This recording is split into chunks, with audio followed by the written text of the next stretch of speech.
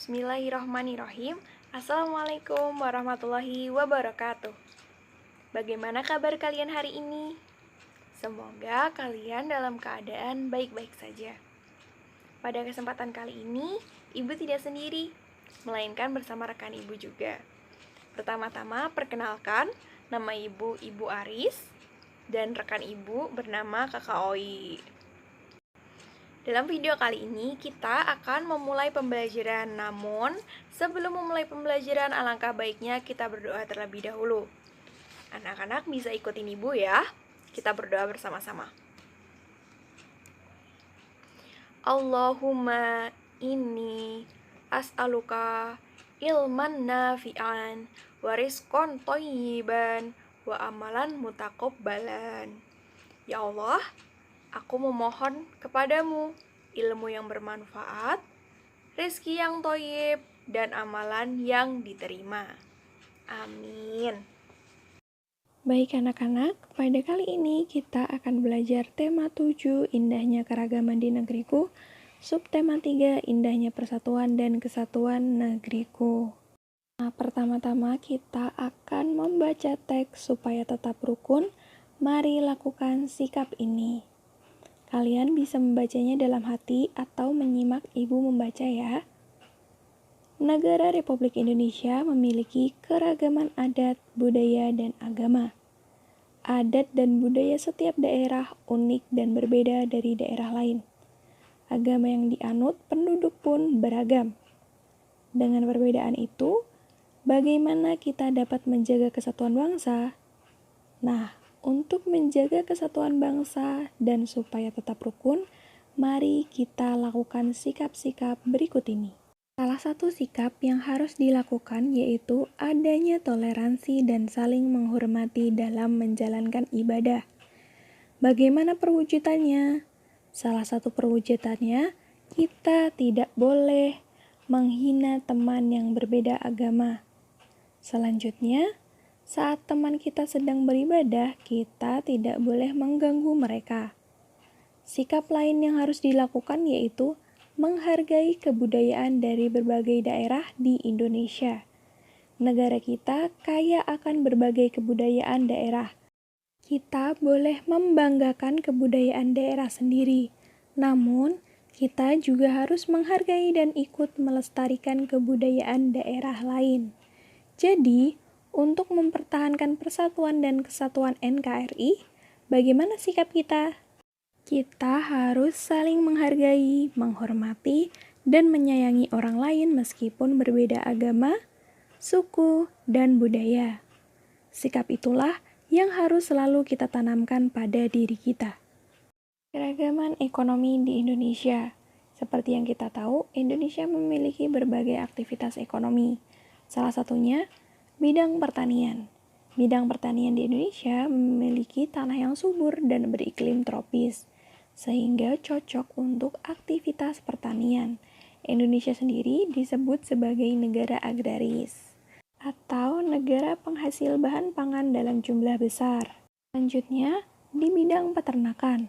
Hewan peternakan biasanya dikelola oleh masyarakat, berupa unggas, hewan kecil, dan hewan besar. Selanjutnya pada bidang perikanan. 2/3 dari wilayah Indonesia adalah perairan, dan karena itulah Indonesia disebut sebagai negara maritim. Untuk aktivitas perikanan sendiri dikelompokkan menjadi 2, yaitu perikanan tangkap dan perikanan budidaya. Bidang kehutanan. Dahulu Indonesia pernah dijuluki sebagai karpet hijau, karena Indonesia terlihat sangat hijau dari atas langit. Potensi hutan di Indonesia juga terdiri dari hasil hutan kayu dan non-kayu. Selanjutnya pada bidang pertambangan. Kekayaan alam di Indonesia dalam perut bumi yaitu hasil tambang minyak dan gas atau migas dan non-migas.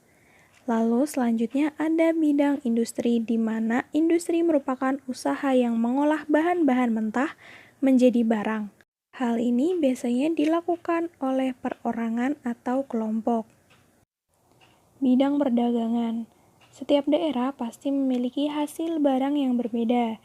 Dan karena itulah terbentuklah suatu aktivitas dagang di mana tujuannya untuk meratakan hasil barang dari setiap daerah atau menyebarkan hasil barang dari setiap daerah. Lalu selanjutnya ada bidang jasa. Aktivitas jasa adalah kegiatan layanan kepada masyarakat dalam memenuhi kebutuhan hidup seperti jasa tenaga, jasa pendidikan, dan lain-lain. Baiklah, ayo kita mengamati.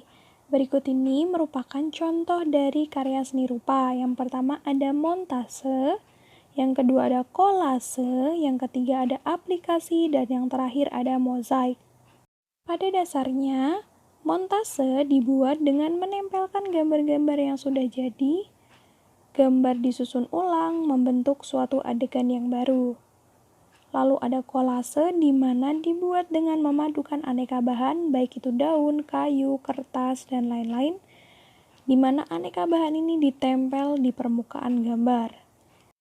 Yang ketiga, aplikasi. Aplikasi dibuat dengan menempelkan beberapa bentuk dari bahan tertentu. Dan karya aplikasi banyak diterapkan pada kerajinan kain. Selanjutnya, mozaik.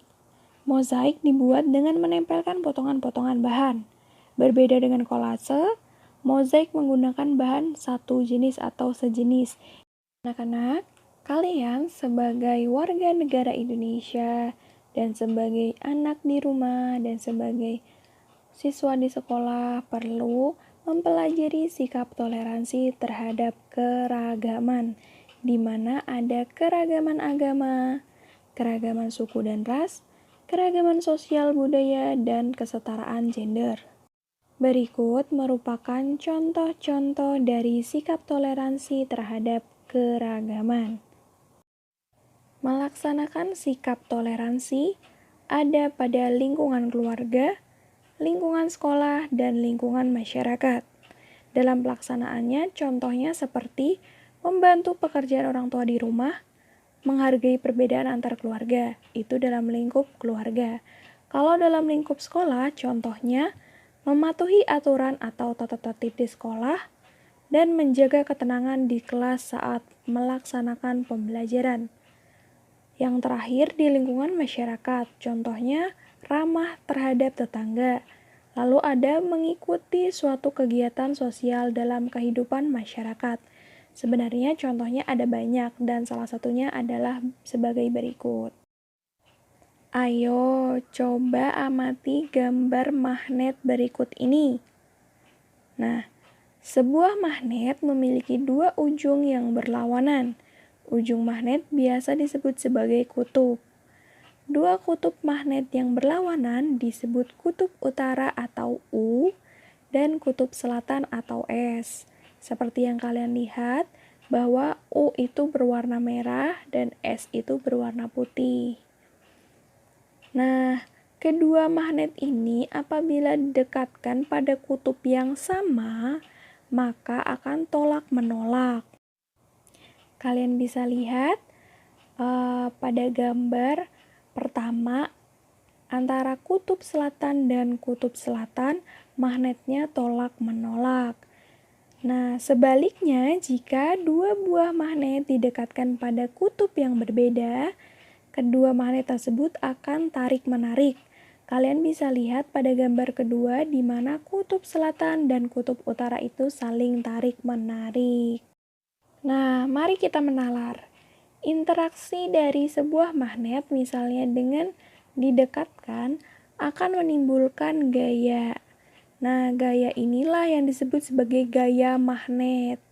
Jadi, bisa disimpulkan bahwa gaya magnet adalah gaya yang dihasilkan ketika dua magnet atau lebih saling berinteraksi. Nah, kalian tahu atau nggak sih sebenarnya bahwa gaya magnet ini dapat dimanfaatkan loh? Nah, contohnya itu dalam pembuatan kompas. Kompas adalah alat penunjuk arah utara dan selatan. Di dalam sebuah kompas terdapat magnet yang berbentuk jarum. Nah, jika diletakkan mendatar, jarum kompas akan selalu menunjuk ke arah utara dan selatan.